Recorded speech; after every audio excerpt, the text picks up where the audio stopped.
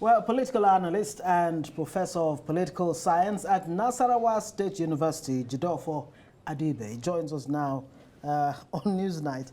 Good to see you.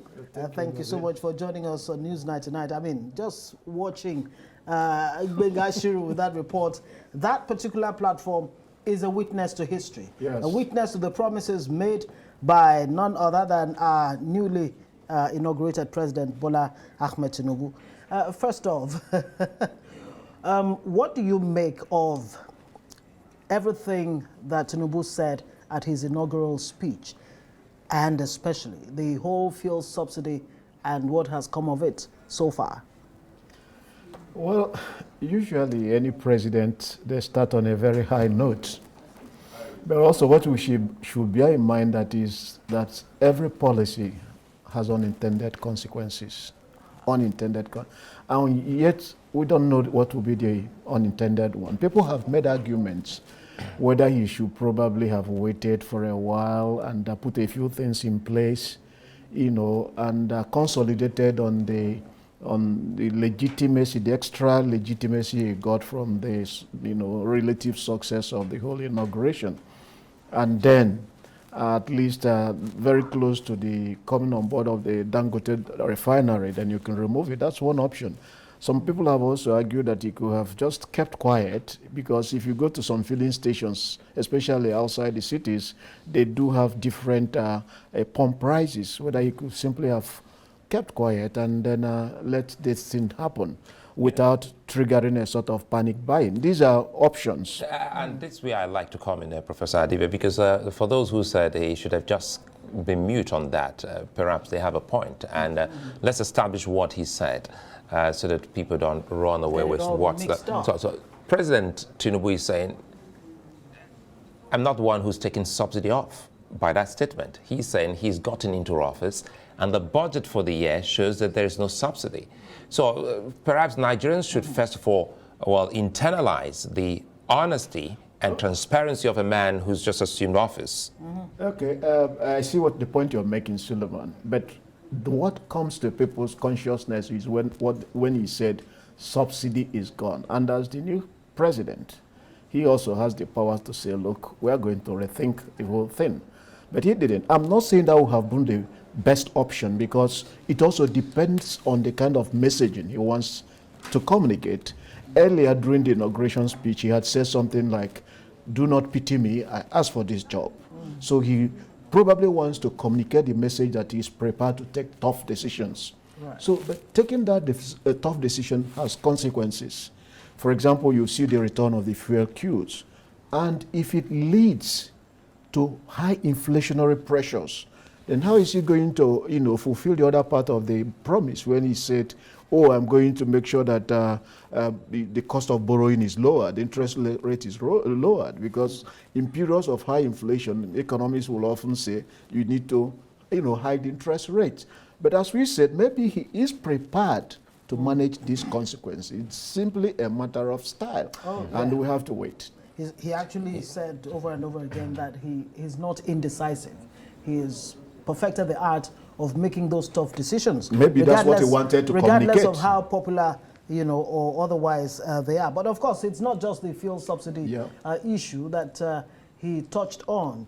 Maybe to also underscore that point, made by Sulai, he did say, look, the mere fact that all subsidy or fuel subsidy was not budgeted for in the 2023 appropriation, that does not means automatically that, fuel subsidy is gone. If you look at the way it is reported. Right.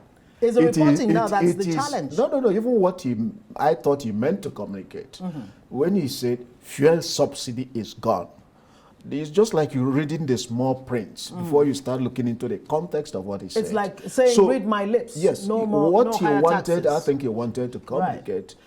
If you add this to what he said during the inauguration lecture, don't pity me. So he's wanting to communicate this thing. I am ready for a tough decision. Right. And what we have to think is whether this is the best option. I just believe that whichever option or style or strategy you embrace, there are consequences.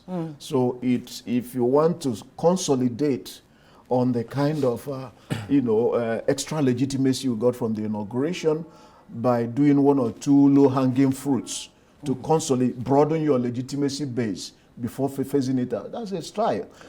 Well, Perhaps it looks like perhaps the word, perhaps yeah. sorry, perhaps the word that was missing there should have been therefore, because it's an inference. If he's saying, well, it's not in the budget, therefore.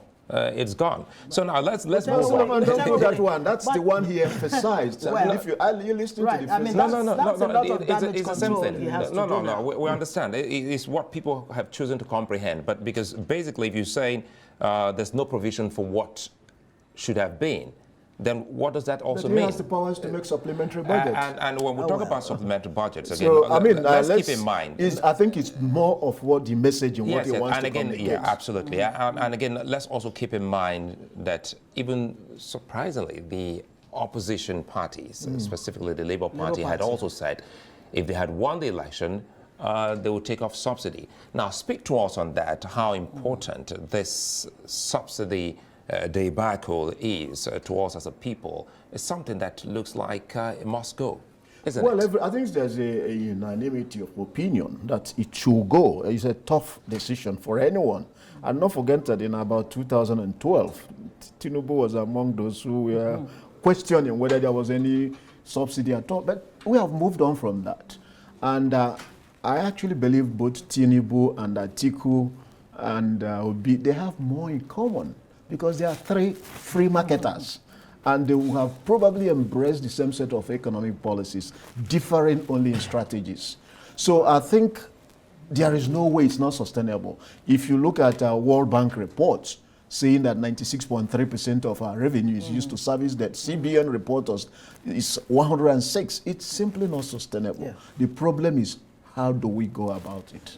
That's the question. And I guess we have to stay a little more on this, because, I mean, this is a clear situation where some profiteering is already going on. Marketers are already taking advantage, undue advantage, for that matter. What does that really say about leadership and followership?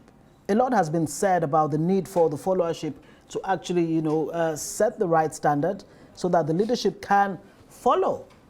But here we seem to have a situation where the quality of followership seems to be I'm not quite sure it's questionable. a problem of followership. If you're a businessman, you are thinking of how do you replenish your stock. So the logical thing to do is what some of them are doing, which means you anticipate what should be, how much are you going to buy the next, and then you either try to stockpile, restrict sell to see the direction of things. And that's what it's pure economic rationality. Some experts or critics are saying, look, somebody needs to, wield the big stick. No. As a precautionary measure, because if this is allowed to get out of hand, that obviously seems to be the case now. That becomes state control. That's where people are saying that probably before doing this, the new president probably will have made some arrangements, gone into arrangement with NPC and people who supply fuel to make sure that it is an abundant, or at least made some certain kind of statements that, look, there is no need to fear. We have enough for the next 3 months, in which case you do not encourage panic buying. But it just came with, I do understand that messaging, that's, look, I'm ready for a tough decision, and that is good. But the consequence, that's what I say, every policy has unintended consequences. Yes, indeed, but we're not just talking about fuel subsidy. Let's go to other things. I mean, the president, during his inaugural speech, said, look, security shall be the top priority of our administration, because neither prosperity nor justice can prevail amidst insecurity and violence. I mean, quite spot on there. But how quickly do you think, the president can begin to move in the direction of giving Nigerians a sense of security? Well, I think it's something every government has said in the last couple of years, every intending government. But it's one thing to say it. Another thing is what comes when you want to implement it. You might discover, for example, in trying to find the herdsmen crisis, for example, you might discover that you trigger some of our fault lines. Something that is supposed to be a solution to a problem becomes part of the problem. And that goes also with separatist agitation. It's not simple as that. You don't fight, you don't just wield that big stick and believe that overnight insecurity will be solved. It is often going to be a multi-pronged approach, something that will be planned for the short term, medium term, and long term. Well, Professor Jideofor Adibe would like to thank you for your time. Thank you very much.